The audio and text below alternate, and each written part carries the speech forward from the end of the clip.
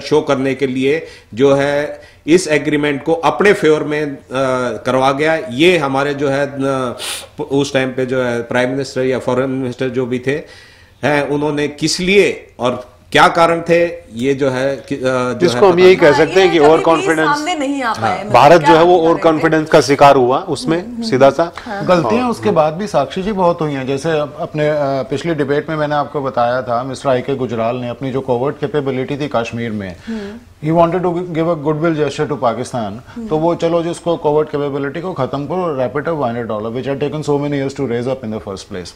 ऐसे ही अपना मिस्टर नरसिम्हा राव करते हैं, जो ईस्टर्न पार्ट ऑफ इंडिया है वहां पे आपको पता ही है जितना इंसर्जेंसी होता है, वहां कच्चन आर्मी वगैरह बर्मा की इतना अच्छा इंडियन इंटेलिजेंस सर्विसेज और आर्मी ने कोवर्ट कैपेबिलिटीज खड़ी करी थी, लेकिन mister Narasimha Rao all of a sudden felt to wrap it up because we want to develop good relations with Burma and China, right? And similarly, Mr. Morarji Desai, on one fine day, they were having a talk with Zia-ul Haq and him.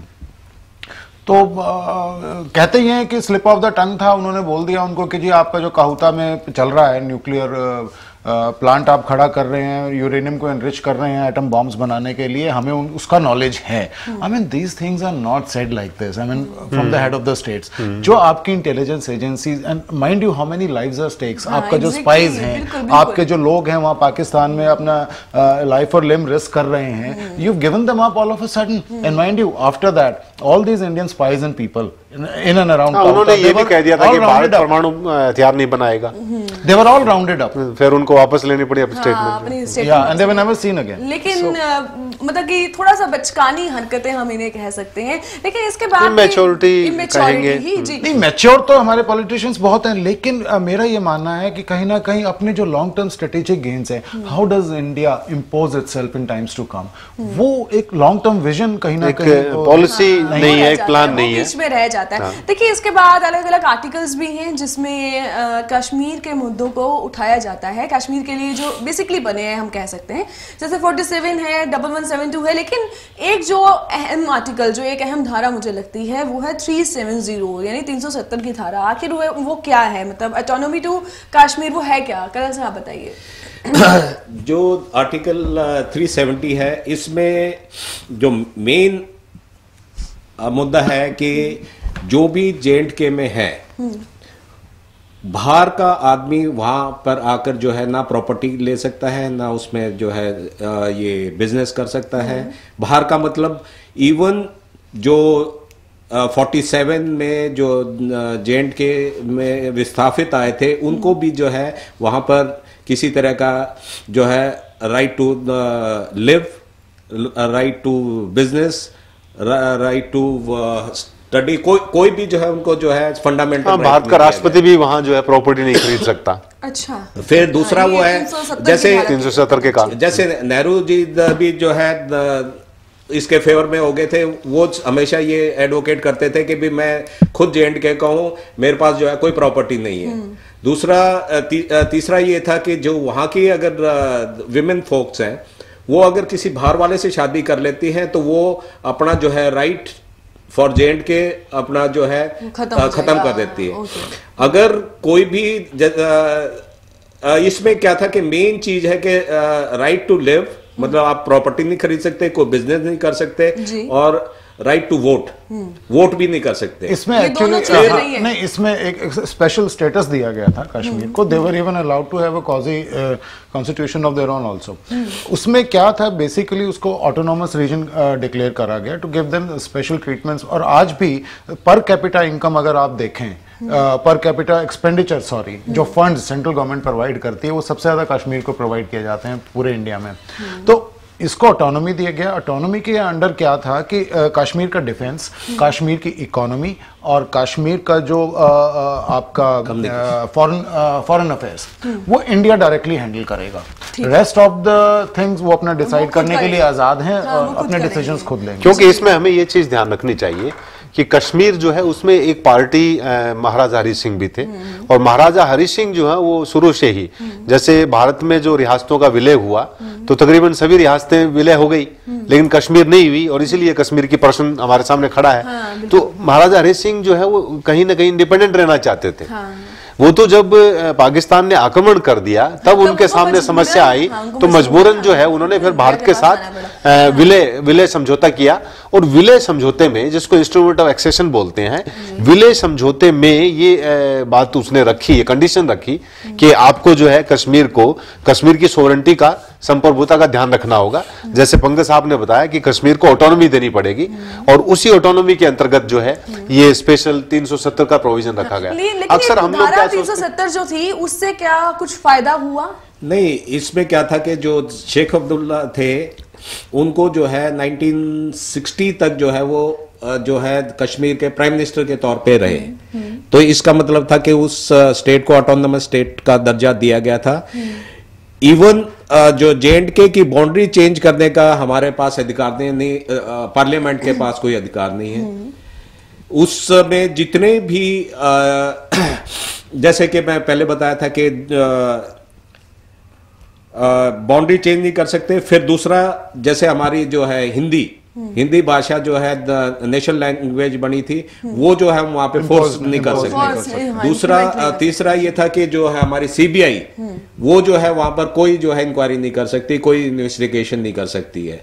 और IPC जो है, हमारी IPC भी जो है J&K में लागू नहीं थी। वहां पर जो है रणबीर पैनल कोड चलता है। दो जो सेक्शन हमारे IPC के बराबर के ही है, परंतु अभी तक जो है उनके जो है लॉ में भी जो है हमारा इंटरफेरेंस नहीं है। यहाँ पर एक सवाल उठ रहा है, क्या आपको लगता है कि अगर ये चीजें ना होती, या हमारी CBI अगर वहां पे कुछ कर सकती होती, या अलग से उनके वहां पे कानून की कुछ व्यवस्था ना होती, तो शायद आतंकवाद की समस्या थोड़ी कम होती? नहीं, वो तो हो जाती, क्योंकि उस टाइम जो भी जो मेजोरिटी है, जिस टाइम पे हमारा जो है मेन लैंड से आदमी जाके वहां पे बिजनेस करते, रहते, प्रॉपर्टी लेते, राइट टू वोट होता, तो उस टाइम पे जो है क्योंकि जो ये जो है मिलिटेंसी है या टेररिज्म है, ये मेन चीज होती है, पॉवर्टी है, इलिटरेसी इन चीजों के कारण है, राइट ऑफ सक्सेशन, और ये चीजें जब वहां पर आ जाती हैं तो उस टाइम पे वो जो है अपने आप को आइसोलेट फील करते हैं, और उसके बाद अपनी एग्जिस्टेंस के लिए जो है वो इन चीजों को जो है सपोर्ट करते हैं। और जितनी भी मिलिटेंसी अगर आप कहीं पे भी देखो, चाहे वो बाद में नॉर्थ ईस्ट में हुई, या जब तक आपको लोकल सपोर्ट नहीं मिलेगी उस टाइम तक जो है ये जो मिलिटेंसी इसलिए धारा 370 को यही छोड़ना चाहूंगी, सिर्फ एक इसी सवाल के साथ जो बीच में भी किया था कि इसके कारण क्या फायदा हुआ। नुकसान तो देखिए हमें लग रहा है कि जैसे आपने कहा कि अगर ये ना होती और शायद हम प्रॉपर्टी खरीद सकते और ये सब चीजें होती, तो हो सकता है कि एक लेवल आता उस स्टेट का और आतंकवाद की समस्या कुछ हद तक। धारा 370 is basically proved fruitless as far as I am concern. ठीक है, हमने स्पेशल स्टेटस दिया, आज भी इंडिया में किसी स्टेट को वो स्टेटस नहीं है जो J&K को है, पर हमने उससे क्या पाया? क्या मतलब फायदा कुछ भी नहीं हुआ? मतलब has it made the people of Kashmir happy? They are not. इसको सिर्फ हम इस तरह से देख सकते हैं। Has it finished the rioting on the streets and thrown stone pelting? It has not. Has it decreased the militancy from across the border to any extent? Zero. So what are we talking about here? So लेकिन ये situation सिर्फ हमें कश्मीर के बारे में एक ध्यान रखना चाहिए कि कश्मीर का बड़ा भाग जम्मू क्षेत्र है और लद्दाख क्षेत्र है, वहां पे ये कोई समस्या नहीं है। वहां लद्दाख में बड़ी अच्छी हिंदी बोलते हैं लद्दाखी लोग। Jammu Kashmir Hindi predominantly Hindi dominating area है, हिंदी लैंग्वेज वहां बोली जाती है। Only the Kashmir valley. और ये सिर्फ कश्मीर का एक छोटा सा जो वैली है, जो लगभग कश्मीर वैली जो है वो 84 माइल्स लॉन्ग और 35 miles 25 to 35 miles long wide जो है एक छोटा सा एरिया है। उस एरिया की ये बात है। अदरवाइज और जहां तक आपने कहा कि 370 का क्या, 370 हम ये कह सकते हैं कि भारत एक अपनी प्रॉमिस थी भारत की, जो एक्सेशन ऑफ इंस्ट्रूमेंट के अंतर्गत कि हम जो है कश्मीर को स्पेशल स्टेटस रखेंगे। तो हम ये कह सकते हैं कि भारत ने एक अच्छे एग्रीमेंट या मतलब समझौताकर्ता के रूप में उसको जो है वैल्यू दिया है और उसको बनाए रखा है। जी बिल्कुल, अच्छे समझौताकर्ता के रूप में तो भारत हमेशा आगे आया है, लेकिन समझौते अच्छे नहीं हो पाए, वो अलग बात है, एक बदकिस्मती कह सकते हैं। इसके बाद अगला जो टॉपिक है, अगली जो चीज है मैं उठाती हूँ इसी चर्चा में, ह्यूमन राइट्स वायलेशंस, ये उठाना चाहूंगी और दोनों इकट्ठे उठाना चाहूंगी कि इंडियन पाकिस्तान के लिए भी और जो हमारा पाक ऑक्यूपाइड कश्मीर जिसे हम पीओके बोलते हैं, इन दोनों में ही ह्यूमन राइट्स वायलेशन होता है, तो इसके बारे में मैं चर्चा करना चाहूंगी। इसके बारे में साक्षी जी मैं ये कहना चाहूंगा कि मैं बिल्कुल भी इसमें बायस व्यू नहीं दूंगा कि भाई हमारे इंडियन पार्ट में ह्यूमन राइट्स के वायलेशंस नहीं होते हैं हमारे यहाँ भी, दोनों साइड से होते हैं। इंडियन आर्म्ड फोर्सेस के थ्रू भी होते हैं, टेररिस्ट के थ्रू भी होते हैं। जी मैं एक चीज मैं यहाँ पे आपको रोकना चाहूंगी, क्या इंडिया की तरफ से भी पाकिस्तान में आतंकवाद के हमले किए जाते हैं? देखिए it's a very well kept secret, क्योंकि आपको याद होगा इजिप्ट में शामिल शेख जो कॉन्फ्रेंस हुई थी उसमें एक जॉइंट स्टेटमेंट इशू हुआ था, अपने प्राइम मिनिस्टर मनमोहन सिंह जी वहां गए थे, जिसमें उन्होंने एक joint statement which was diplomatically is considered today as a big blunder, कि उन्होंने ये कहा कि भाई जो आपके बलूचिस्तान में जो टेररिज्म जो आप कहते हैं कि या मतलब जो हमारी तरफ से हो रहा है कि will put a stop to it, will curb it, will not do it.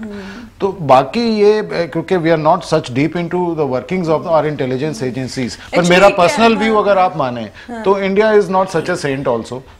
हम अपने आप को बचाने के लिए कुछ ना कुछ तो कर ही रहे हैं। मैं एक्चुअली थोड़ा सा दिमाग लगा रही थी कि हम यहाँ बैठकर आतंकवाद का मुद्दा देख रहे हैं कि पाकिस्तान की तरफ से जो आतंकवाद है, क्या वहां पर भी ऐसी डिबेट्स होती होंगी? भारत की तरफ से जो आतंकवाद, वी आर अ डेमोक्रेसी, वहां पे इतना आप खुल के बोल नहीं सकते। We have got the freedom to speech and opinion है। एग्जैक्टली, बोलिए साक्षी जी, आपने जो बताया उसमें ये है कि पाकिस्तान के मोटे तौर पर 4 प्रोविंस हैं। पाकिस्तान का एक तो कराची है, सिंध जिसको बोलते हैं सिंध प्रोविंस है, एक पंजाब प्रोविंस है, एक नॉर्थ वेस्ट फ्रंटियर एरिया है और एक बलोचिस्तान है। तो कराची में ऐसी कोई प्रॉब्लम नहीं है।